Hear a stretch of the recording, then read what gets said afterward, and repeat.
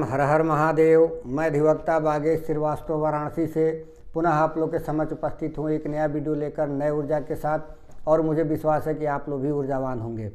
हम लोग चर्चा कर रहे थे उत्तर प्रदेश उच्चतर न्यायिक सेवा के पूर्व के प्रश्न पत्रों का किसका उत्तर कैसे दिया जाएगा। आज घातांक से आगे का चर्चा करेंगे। सन 2018 का जो पार्ट 3 पेपर हुआ था उसका भी जो तीसरा प्रश्न पत्र है दंड एवं स्थानीय विधि का, उसका हम लोग चर्चा कर रहे थे। घातांक से आगे का आज हम लोग चर्चा करेंगे। विषय पर आने से पहले मेरा निवेदन है कि अभी तक मेरे इस चैनल को जिन व्यक्तियों द्वारा सब्सक्राइब नहीं किया गया है कृपया सब्सक्राइब जरूर कर लें, बेल आइकन पर क्लिक कर दें ताकि जब भी मैं कोई वीडियो अपलोड करूं तो इसकी सूचना आपको तुरंत मिल जाए। साथ में वीडियो पसंद आए तो लाइक भी करें, अन्य लोगों को भी शेयर करें। आते हैं विषय पर। ये क्वेश्चन नंबर 4 तक हम लोग का हो गया था। क्वेश्चन नंबर 5 पूछ रहा है कि उत्तर प्रदेश पंचायत राज अधिनियम 1947 की धारा 95(1) के अंतर्गत कार्यवाहियां लंबित रहते हुए प्रधान का कार्यकाल समाप्त हो जाता है। विवेचना कीजिए, क्या इस कार्रवाई को पूर्ण या बंद किया जा सकता है? यदि इसे बंद किया जाता है तो गांव सभा के धन या संपत्ति की हानि, दुर्व्यय या दुरुपयोजन का निर्धारण एवं वसूली कैसे की जा सकती है? देखिए, ये जो क्वेश्चन है ये रिपीटेड क्वेश्चन है और बहुत ही तार्किक है। इसको धारा 27 में जो आंसर दिया गया है, पंचायती राज अधिनियम की धारा 27 है, उससे रिलेट करके ये क्वेश्चन है। पूछ भले रहा है धारा 95(1) के आप ग्राउंड लेकर के, लेकिन क्वेश्चन का आंसर धारा 27 में है। धारा 27 ये कह रहा है कि कोई ज़रूरी नहीं है कि उसका जो कार्यकाल है वो कंटिन्यू रहे या न रहे, बंद हो जाता है उसके बाद भी उसमें 2 ड्यूरेशन दिए गए हैं। एक 5 साल का ड्यूरेशन दिया गया है, एक 10 साल का ड्यूरेशन दिया गया है। और उन 10 साल का मतलब ये कह रहा है कि पद से जो पदच्युत हुआ है उसके मतलब पद से समाप्ति के 5 वर्ष के पश्चात या जो उसके साथ जो ऐसा घटना हुआ है उसके 10 साल के पश्चात इसके ऊपर कोई कार्रवाई नहीं की जा सकती है। लेकिन यदि उन 5 साल और 10 साल के अंदर अगर जो कोई लिमिटेशन यदि बचा हुआ है तो उसके खिलाफ बाकायदे जो उसके दुरुपयोजन से कोई ऐसा हानि हुआ है तो उसको वसूल किया जाएगा। केवल उसके ही संबंध में नहीं है, पंचायत का चाहे वो सदस्य हो, चाहे ग्राम प्रधान हो, चाहे न्याय पंचायत का अध्यक्ष हो, मतलब पंच हो, कोई न्याय पंचायत का सरपंच हो, कोई भी यदि व्यक्ति जिसके वजह से घोर उपेक्षा की वजह से मतलब जिसके किसी कारण से जिसके उसके कारण से यदि कोई हानि होती है तो उसकी वसूली धारा 27 के तहत दिया गया है कि किया जा सकता है। बस उसमें जो लिमिटेशन है वो 5 साल और 10 साल वाला है। ये रिपीटेड क्वेश्चन है, कहिए तो एक बार 27 का हम एक बार और पढ़ देते हैं। उसमें जो बातें कही गई हैं वो स्पेशली इसीलिए दिया गया है कि कोई इनके पद पे बने। अच्छा, एक और बात है, नगर पालिका अधिनियम में धारा 81 में दिया गया है, तो उस चीज़ को दोनों आप लोग समझ ध्यान दीजिएगा। इसमें 4 उपधाराएं हैं। ये कह रहा है कि प्रत्येक ग्राम पंचायत का प्रधान या इस अधिनियम के अधीन संगठित ग्राम पंचायत या संयुक्त समिति या किसी अन्य समिति का सदस्य और प्रत्येक न्याय पंचायत का सरपंच, सहायक सरपंच या पंच, मतलब इतने व्यक्तियों को समाहित करते हुए कह रहा है कि यथास्थिति ग्राम पंचायत या न्याय पंचायत के धन या संपत्ति की हानि, दुर्व्यय या दुरुपयोजन के लिए अधिभार का देनदार होगा।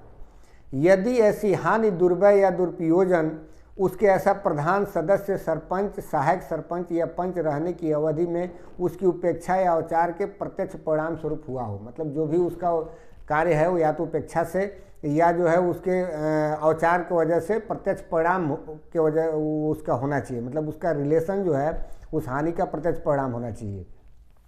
प्रोविजो ये इसका कार्य करेगी। प्रतिबंध यह है कि ऐसी हानि, दुर्व्यय या दुरुपयोजन के होने से 10 वर्ष की समाप्ति या उस दिनांक से जब देनदार व्यक्ति अपने पद पर न रह जाए 5 वर्ष की समाप्ति जो भी पश्चातवर्ती हो के पश्चात ऐसा दायित्व समाप्त हो जाएगा। मतलब इसमें जो बातें कही गई है 95(1) में, उसमें एक बात ये भी है कि अगर जो वो धन का दुरुपयोग कर रहा है उसके वजह से भी हटाया जा सकता है और बाकायदे उसके लिए जब तक उसकी जांच चलेगी वहाँ पे 3 सदस्यों की कमेटी होगी और उसके कार्यों को संपादित किया जाएगा। जो भी उसके प्रशासनिक और वित्तीय शक्तियाँ उसको सीज कर ली जाएंगी। उसके लिए कह रहा है कि यहाँ पे जो वो होंगे नियत विहित प्राधिकारी होंगे या प्रशासक होगा, वो उसका दायित्व का निर्वहन करेगा। लेकिन इस क्वेश्चन में यही कहा गया है कि उसका कार्यकाल समाप्त हो जाता है जांच के दौरान ही। तो जब कार्यकाल समाप्त हो जाता है तो वैसे ही अब उसका पद खत्म हो गया। लेकिन कार्रवाई के बारे में पूछ रहा है कि कब तक कार्रवाई की जा सकती है। तो ये जो 5 साल और 10 साल का ड्यूरेशन है, इसको ध्यान में रखना है कि इसके पश्चात नहीं किया जा सकता है, उसके पहले कभी भी की जा सकती है। अब उपधारा 2 कह रहा है कि नियत प्राधिकारी उस प्रक्रिया के अनुसार जो नियत की जाए अधिभार की धनराशि निश्चित करेगा और कलेक्टर को उस धनराशि का प्रमाण पत्र भेजेगा जो यह समाधान हो जाने पर कि धनराशि देय है उसे भू राजस्व की बकाया की भांति वसूल करेगा। उपधारा 3 कह रहा है कि अधिभार की धनराशि नियत करने के नियत प्राधिकारी के आदेश से व्यथित कोई व्यक्ति ऐसे आदेश के 30 दिन के भीतर राज्य सरकार या ऐसे अन्य अपील प्राधिकारी को जो नियत किया जाए और जो आदेश के विरुद्ध अपील कर सकेगा। और उपधारा 4 कह रहा है कि जहां उपधारा 2 में निर्दिष्ट अधिभार नियत करने और उसे वसूल करने की कार्रवाई न की जाए, वहां राज्य सरकार देनदार व्यक्ति के विरुद्ध ऐसी हानि, दुर्व्यय या दुरुपयोजन के प्रतिकर के लिए वाद संसित कर सकती है। मतलब अगर जो नियत प्राधिकारी चूक करता है उपधारा 2 के तहत, तो फिर राज्य सरकार जब चाहे तब उसको वो जो है दुर्व्यय या दुरुपयोजन के लिए वाद संस्थित कर सकता है। लेकिन इसमें जो राज्य सरकार के लिए कहीं से रिस्ट्रिक्शन नहीं दिया गया है। तो इस बात का आप लोग उल्लेख करते हुए आंसर दे सकते हैं कि राज्य सरकार का हाथ स्वतंत्र है, कभी भी जब उसको लगता है कि वसूली करना चाहिए तो कर सकता है प्रतिकर के लिए वाद दाखिल करके।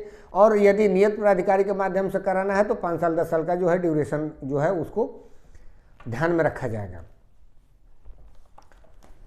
अब इसके बाद से क्वेश्चन नंबर 6 है, भूमिधारी अधिकारों के प्रख्यापन हेतु एक वाद 1/9/2015 को राजस्व न्यायालय के समक्ष दाखिल किया जाता है, जिसमें शासक का एक व्यादेश भी पारित किया जाता है कि पक्षकारों द्वारा कब्जे के संबंध में पूर्व यथास्थिति बनाए रखी जाए और न तो संपत्ति का संक्रमण किया जाए और न ही किसी भी ढंग से उसकी प्रकृति को बदला जाए। 10/9/2016 को उत्तर प्रदेश जो चकबंदी अधिनियम 1953 की धारा 4(2)(a) के अंतर्गत उस गांव जिसमें प्रस्तगत भूमि स्थित है चकबंदी क्रियाओं के अधीन होने का प्रख्यापन करने वाली एक अधिसूचना जारी की जाती है। घोषणात्मक वाद में प्रतिवादी अस्थायी व्यादेश के लिए सिविल न्यायालय के समक्ष लंबित अन्य कार्रवाई जिसमें वह वादी है में उसी भूमि के संबंध में अभिकथन करता है कि इस अधिनियम 1953 की धारा 4(2) के अंतर्गत अधिसूचना जारी होने पर उद्घोषणा वाद में कार्रवाइयों का स्वतः उपशमन हो जाएगा। विवेचना कीजिए कि क्या सिविल न्यायालय के समक्ष प्रतिवादी द्वारा किए गए अभिकथन उत्तर प्रदेश जो चकबंदी अधिनियम 1953 की धारा 5(2) में अंतर्विष्ट बंधों के आलोक में मान्य है। देखिए क्वेश्चन बहुत लंबा बनाया है, उत्तर 2 लाइन का है, अपने आप कुछ भी नहीं होगा। उसमें जो प्रोविजो दिया गया है या जो आखिरी लाइन है, यदि आप उसको पढ़ेंगे धारा 5(2) का क में, तो आपको आंसर मिल जाएगा और कई केसेस भी हैं। जो आखिरी लाइन है ये कह रहा है कि इसका 5(2) का जो क का जो दूसरा है, जो पैरा का है, प्रथम पैरा का जो दूसरा लाइन है, उसमें देखिए आप लोग आखिरी लाइन के नीचे से ये कह रहा है कि तदर्थ आदेश देने पर उपशमित हो जाएगा। मतलब क्या होता है कि जब तक कोई आदेश नहीं दिया जाएगा तब तक उपशमित नहीं होगा। प्रोविजो इसका क्या कह रहा है कि प्रतिबंध यह है कि कोई ऐसा आदेश संबद्ध पक्षों को डाक से अथवा अन्य किसी रीति से नोटिस दिए बिना और उनको सुनवाई का अवसर दिए बिना नहीं दिया जाएगा। अब इसका क्या मतलब हुआ? मतलब कि बाकायदे उस पर सुनवाई होगा, सुनवाई के बाद आदेश दिया जाएगा और आदेश डाक द्वारा दिया जाएगा। अब ये कहने का मतलब ये है कि कहीं ना कहीं से जब भी कोई आदेश दिया जाएगा तो दोनों पक्षों को सुनवाई का अवसर देने के पश्चात ही कोई आदेश दिया जाएगा, और जब आदेश दे दिया जाएगा तब वहाँ उपशमित होगा, अपने आप उपशमित नहीं होगा। क्वेश्चन जो पूछ रहा है, कह रहा है, इसका मतलब केवल वहाँ पे जाके अभिकथन कर देने से उपशमित नहीं हो जाएगा जब तक कि चकबंदी न्यायालय द्वारा ऐसा कुछ न किया जाए। अब धारा 49 की बात देखेंगे तो 49 में ये कहा गया कि जो डिस्प्यूट वहाँ हो रहा है, अगर उससे कोई डिस्प्यूट से अराइज हो रहा है तो उसकी अपील या और कोई कार्रवाई करनी है तो किसी सिविल न्यायालय या राजस्व न्यायालय में नहीं जाया जाएगा, उस चकबंदी न्यायालय में ही उसको निस्तारित किया जाएगा। तो इसके कहने का पूरा सेंस यही है कि जब तक कोई आदेश स्पष्ट रूप से चकबंदी न्यायालय द्वारा न दिया जाए अपने आप उपशमित नहीं होगा। क्वेश्चन नंबर 7 देख लेते हैं किसी नगर पालिका के अध्यक्ष को अविश्वास प्रस्ताव द्वारा हटाए जाने की प्रक्रिया की विस्तार से विवेचना कीजिए, अपने उत्तर को निम्नलिखित विधि द्वारा समर्थित कीजिए। ये भी बड़ा रोचक है, सन 2001 में रिपील कर चुका गया है इस धारा को, फिर भी ये बार बार पूछ रहा है। हमें लगता है कि जो क्वेश्चन बनाने वाले हैं वो कहीं ना कहीं से कॉपी पेस्ट कर रहे हैं, उनको ध्यान नहीं है इस बात का कि रिपील्ड हो चुका है। हो सकता है इस बार क्वेश्चन का आंसर, इस बार क्वेश्चन ये न आवे, और आ भी सकता है, कुछ नहीं कहा जा सकता है, इसलिए क्वेश्चन का आंसर हम लोग को ध्यान में रखना है। ये धारा 87 कैपिटल ए पर आधारित है, हमने वीडियो बनाया हुआ है, आप लोग उसको जरूर देखिएगा। और बहुत ही रोचक ये मतलब है, पहले इसको मैंने किस तरीके से बैठक होगा, क्या किया जाएगा, वो सब कुछ हमने बताया, उसको आप लोग एक बार देखिएगा, क्योंकि यहाँ अगर जो हम उल्लेख करेंगे तो बाकी क्वेश्चन छूट जाएंगे। हम चाहते हैं कि इस वीडियो में इसको कंप्लीट कर दें। तो एक जगह जब हमारा वीडियो ऑलरेडी पड़ा हुआ है तो उसी विषय पे फिर इसको बताना हमें उचित नहीं लग रहा है। क्वेश्चन नंबर 8 है, देख लेते हैं। ये कह रहा है कि उत्तर प्रदेश नगर नियोजन और विकास अधिनियम 1973 की धारा 41 के अंतर्गत शासित राज्य सरकार की शक्ति पर संक्षिप्त टिप्पणी लिखिए। ये भी रिपीटेड क्वेश्चन है, इसी पेपर में पूर्व में कोई क्वेश्चन पूछा गया है, उसमें बताया गया है और फिर ये रिपीट क्वेश्चन कर दिया। तो इसमें वही ये 4 उपधाराएँ हैं गिने चुने, उसमें पहले में यही कहा गया है कि राज्य सरकार समय समय पे जो है दक्ष प्रशासन के लिए जो भी होगा निर्देश दे सकेगी, उसी के अनुसार विकास प्राधिकरण का अध्यक्ष उपाध्यक्ष जो है कार्य करेंगे। उसके बाद उपधारा 2 में ये कह रहा है कि अगर जो कोई ऐसा विवाद वगैरह उत्पन्न हो जाता है दोनों के बीच में, विकास प्राधिकरण और राज्य सरकार के बीच में, तो राज्य सरकार का ही बात मान्य होगा, मतलब वो उसकी जो आदेश होगी ओवरहोल्ड करेगा विकास प्राधिकरण पे। उपधारा 3 में कह रहा है कि कोई विकास प्राधिकरण के पास कोई ऐसा आदेश किया गया है या किस प्रकार का कोई कार्य किया जा रहा है तो या तो स्वप्रेरणा से या किसी के आवेदन प्राप्त होने पर राज्य सरकार इस बात का समाधान करने के लिए अपने पास अभिलेख को मंगा सकता है, और मंगाने के बाद उसमें जो भी आदेश करना होगा उसको में आदेश कर सकता है, उसके लिए वो स्वतंत्र है। और उपधारा 4 ये कह रहा है कि अगर जो कुछ भी आदेश वगैरह किया जाता है राज्य सरकार द्वारा तो इसको किसी न्यायालय में चैलेंज नहीं किया जाएगा। बस ये कहानी इसका 4 लाइन में खत्म है इसका। क्वेश्चन नंबर 8 बी का है, कह रहे कि उत्तर प्रदेश अधिनियम संख्या 13/1972 के अंतर्गत किराए में वृद्धि करने के लिए जिलाधिकारी की शक्तियों पर संक्षिप्त टिप्पणी लिखिए। ये भी देखिए, जो जिलाधिकारी का जो पावर है उसके बारे में पूछ रहा है, तो वो धारा 8 में भी दिया गया है और धारा 9 में भी दिया गया है। तो उन दोनों धाराओं को समाहित करते हुए आप लोग चाहें तो इसका आंसर दे सकते हैं। हमने इस पर भी वीडियो बनाया हुआ है, इसको आप लोग एक बार देखिएगा, क्योंकि वीडियो बहुत लंबा हो जाएगा। अगर जो मैं सब पे व्याख्या करूंगा तो वाकई में बहुत लंबा हो जाएगा। वीडियो हमने बनाया है, आप लोग उसको जरूर देखिएगा। क्वेश्चन नंबर 8C है, उत्तर प्रदेश नगर नियोजन और विकास अधिनियम 1973 के अंतर्गत बनाए जाने वाली योजनाओं के प्रकार क्या हैं।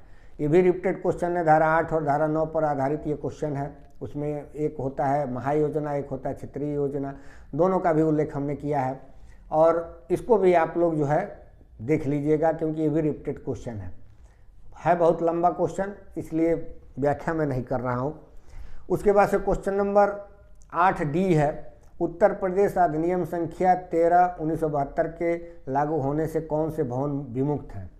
तो ये धारा जो 2 है उसमें बताया गया कि कौन से भवन इसके लिए निर्मुक्त हैं। इस पे भी हमने वीडियो बनाया है और एक लेक्चर पूरा वीडियो का एक वही है कि कौन से भवन उसमें निर्मुक्त हैं। इसको भी आप लोग देख लीजिएगा, बहुत बढ़िया वीडियो है, उसमें हमने व्याख्या भी किया है। और इसके बाद से क्वेश्चन है, क्वेश्चन नंबर 8 ही, गांव सभा भूमि से किसी अनधिकृत कब्जाधारी की बेदखली के लिए प्रक्रिया को स्पष्ट कीजिए। देखिए, ये भी रिपीटेड क्वेश्चन है और इस पर भी हमने वीडियो बनाया है, लेकिन चूंकि ये क्वेश्चन ऐसा है कि इस पर फिर से हम आपका ध्यान आकर्षण कर दें। धारा 67 में बताया गया है और इसमें 3 तरह की बातें कही गई हैं। केवल मतलब बेदखली की ही बात नहीं कही गई है, उसमें ये भी कहा गया है कि कोई ऐसी संपत्ति है जो ग्राम सभा की है या किसी स्थानीय प्राधिकरण की है और उस संपत्ति का क्षतिग्रस्त किया गया है या उस संपत्ति का दुरुपयोग किया गया है, माने किसी तरीके से, या उस संपत्ति पे जिस व्यक्ति को कब्जा नहीं रहना चाहिए उस संपत्ति पे कब्जा प्राप्त कर लिया है। और केवल इतने ही तक की संपत्ति की बात नहीं कर रहा है, वो उस संपत्ति की बात कर रहा है कि जिस संपत्ति को ग्राम सभा को सौंपी जा सकती है, मतलब अभी सौंपी नहीं गई है लेकिन उस संपत्ति को सौंपी जानी है या सौंपी जा सकती है, उस पर भी अगर जो किसी व्यक्ति द्वारा क्षतिग्रस्त किया जा रहा है या उस संपत्ति का दुरुपयोग किया जा रहा है, उस संपत्ति पर अधिभोग किया गया है अन्यथा रूप से, तो उसको बेकब्जा सहायक कलेक्टर जो होते हैं उनके यहाँ आवेदन दिए जाने पर बाकायदे उसमें जो है जांच किया जाएगा। जांच करने के बाद उस पे उसको बेदखल किया जाएगा या नोटिस दिया जाएगा कि अगर जो उसने कोई क्षतिपूर्ति के लिए मतलब क्षति किया है या कोई दुरुपयोग किया है तो उसको बाकायदे उस नोटिस में रहेगा कि उस नोटिस के भीतर या जो एक्सटेंड किया जाए उस समय के भीतर बाकायदे वो क्षतिपूर्ति जमा करे न्यायालय में उपस्थित होकर, मतलब जो एडीएम होते हैं सहायक कलेक्टर उनके यहाँ अगर जो उपस्थित होता है और इस बात का सबूत दे देता है कि नहीं वो अतिक्रमणी नहीं है या उसके द्वारा क्षति नहीं हुआ है तो उसका जो आदेश होगा वो निरस्त मान लिया जाएगा एडीएम द्वारा। अगर जो ऐसा कर दिया जाता है उसके खिलाफ तो चाहे तो 30 दिन के भीतर जिलाधिकारी महोदय के यहाँ अपील कर सकता है और फिर इस धारा के तहत जो भी निर्णय होगा वो अंतिम मान लिया जाएगा। और उसको बेदखल करने के लिए यथास्थिति किसी प्रकार का बल वगैरह का प्रयोग करना हो तो बल का भी प्रयोग किया जाएगा। ये धारा 67 में दिया गया है, आप लोग एक बार देखिएगा, राजस्व संहिता सन 2006 का। अब उसके बाद से क्वेश्चन नंबर 9, उत्तर प्रदेश अधिनियम संख्या 13/1972 की धारा 9 के अंतर्गत मानक किराया अवधारित करते समय विचार करने हेतु जिला मजिस्ट्रेट के लिए सुसंगत बातें क्या होंगी और क्या ऐसा कोई आदेश अपील करने योग्य है? यदि ऐसा है तब इस संबंध में अपीली प्राधिकारी की शक्ति की विवेचना कीजिए। ये भी धारा 9 और 10 को रिलेट करके क्वेश्चन बना रहा है। मानक किराया का जो निर्धारण होता है वो धारा 9 में किया जाता है और उन्हीं मामलों में किया जाता है जिसमें या तो कोई युक्तियुक्त किराया नहीं है या तो कोई सम्मत किराया नहीं है। अगर जो ये नहीं है या आपस में कोई तय किराया हुआ नहीं है या कोई गाइडलाइन नहीं दिया गया है तो फिर आवेदन किए जाने पर, तदर्थ आवेदन की बात है, अपने आप निर्धारण नहीं होगा, आवेदन किए जाने पर किसी भी पक्षकार द्वारा, चाहे किराएदार हो चाहे मकानदार हो, जिला मजिस्ट्रेट उस पर किराया मानक जो है तय करेंगे। और मानक किराया तय करने में जो धारा 2 है वो बताता है कि किन किन बातों को ध्यान में रखा जाएगा। तो ये कह रहा है कि जो भी बाजार मूल्य होगा इस अधिनियम के प्रारंभ होने के पूर्व मतलब जो लागू होता हो या जो अभी लागू हुआ है उसमें जो बाजार मूल्य होंगे वो उसका ध्यान रखा जाएगा। दूसरा कह रहा है भवन का निर्माण कोई है, अनुरक्षण या मरम्मत में कोई लागत लगा है उसका ध्यान रखा जाएगा, या उक्त दिनांक के ठीक पूर्व उसी प्रतिवेश में समरूप भवनों के लिए प्रचलित कोई किराया है उसको ध्यान में रखा जाएगा। भवन में व्यवस्थित सुख सुविधाएं हैं यदि कोई उसको भी ध्यान में रखा जाएगा। भवन की नवीनतम निर्धारण कोई यदि हो तो उस तरह की बातें उसको भी ध्यान में रखा जाएगा। और आखिरी कह रहा है कि यदि कोई अन्य संगत तथ्य हो जो मामले की परिस्थिति को देखते हुए सारवान प्रतीत होता है तो उसको भी ध्यान में रखा जाएगा। और इस तरीके से रख के जो उसका सालाना आएगा उसके 10% मतलब जो होंगे मानक किराया होगा उसका 10% होगा, उसका 12वां भाग प्रति मास का किराया माना जाएगा, ये मानक किराया होगा।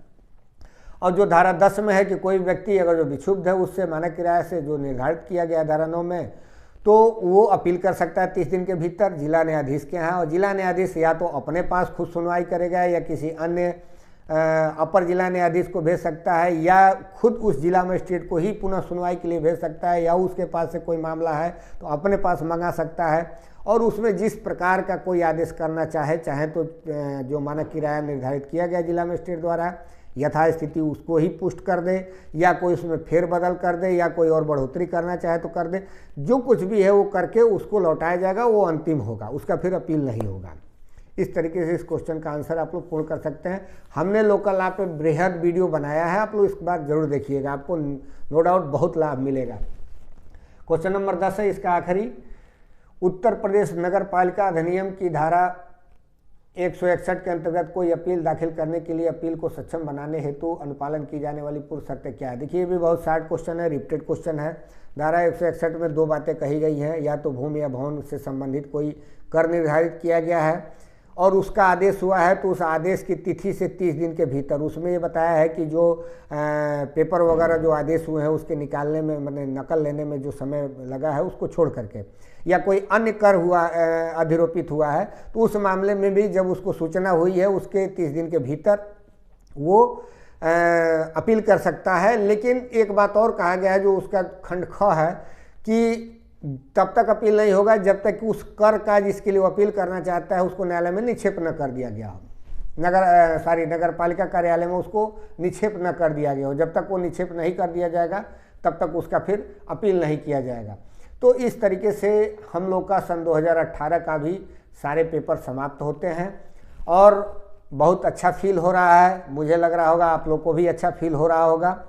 हम लोग इसके बाद चर्चा करेंगे जो सब्सटेंटिव लॉ वगैरह हैं, प्रोसीजरल लॉ हैं, उस पर हम एक डिसाइड करेंगे कि किस सब्जेक्ट को रखा जाए। हम कोशिश करेंगे जो प्रक्रियात्मक विधि है जो छूटा हुआ है मेरा, उन सब चीज़ों को पहले कवर कर लें, उसके बाद फिर सब्सटेंटिव लॉ पे आते हैं। और पुनः मेरा निवेदन है, एक बार बार निवेदन है कि अभी तक मेरे इस चैनल को यदि सब्सक्राइब नहीं किए हैं तो कृपया सब्सक्राइब जरूर कर लें और अधिक से अधिक लोगों को शेयर करिए। नो डाउट अभी तक यूट्यूब पर इस तरीके का कोई सॉल्व पेपर का कोई भी वीडियो नहीं बना है और मेरा गारंटी है कि यदि आप सन 2007 से लेकर के सन 2018 तक यदि मेरे वीडियो को, किताब को साथ में रख करके देखते हैं तो आपका कंसंट्रेशन एकदम हाई लेवल पे रहेगा और आप किसी भी क्वेश्चन का आंसर बखूबी दे सकते हैं। क्योंकि आपको मेन चीज़ क्या है कि जब आदमी पेपर सॉल्व पेपर लेकर बैठता है तो ह्यूमन नेचर है, एक दिन में आप 2007 से लेकर के 2018 तक कवर नहीं कर पाएंगे। लेकिन यदि मेरे वीडियो को देखते हैं तो आप निश्चित है कि आप अगर जो सुबह बैठेंगे तो शाम तक एक दिन में सारे के सारे वीडियो आप देख भी लेंगे और किताब को साथ में रख के पढ़ रहे हैं तो पूरा रिवाइव भी कर लेंगे। और उस विषय पे यदि किसी प्रकार का क्वेश्चन का आंसर देना होगा तो आपको कहीं से भी कलम नहीं रुकेगा, आप ज़रूर आंसर दे ले जाएंगे। और बाकी के क्वेश्चनों के लिए हमने अन्य वीडियो भी प्रोवाइड किए हैं, प्लेलिस्ट क्रिएट किए हैं, उसको आप लोग ज़रूर देखिएगा, उसका हेल्प लेते हुए आप लोग तैयारी करिए। मेरी ढेर सारी शुभकामनाएँ हैं, सभी का सिलेक्शन हो, क्योंकि हर व्यक्ति सिलेक्शन के लिए ही पढ़ रहा है। तो मेरी शुभकामनाएं आप लोग के साथ हैं। और इसके साथ पुनः एक बार रिक्वेस्ट है कि मेरे वीडियो को कृपया जरूर देखिएगा। हाँ, एक बात और है, कुछ लोग डाउनलोड कर लेते हैं, डाउनलोड करके अपने वीडियो में मतलब एक प्रकार से फाइल बना करके उसको देखते हैं, ये भी अच्छी बात है। लेकिन प्लीज़ अगर जो आपके पास डाटा है तो कोशिश यही करिए कि वीडियो डाउनलोड मत करिए, कंटिन्यू देखिए, क्योंकि उससे रेटिंग जो है बढ़ता है यूट्यूब पे और हमें अच्छा लगता है कि मेरे जो बनाए वीडियो हैं उसकी रेटिंग अच्छी जा रही है, तो एक मेरा मनोबल बढ़ता है। और मेरे लिए कोई ऐसी बात नहीं है कि आप पारितोषिक दीजिए, ये फ्री ऑफ कास्ट है, आप केवल बस देखते रहिए, आनंद लीजिए। मैं भी फिर वीडियो और कोई विषय पे बनाऊंगा, उसका भी आप आनंद लीजिएगा। तब तक के लिए इजाज़त दीजिए, धन्यवाद।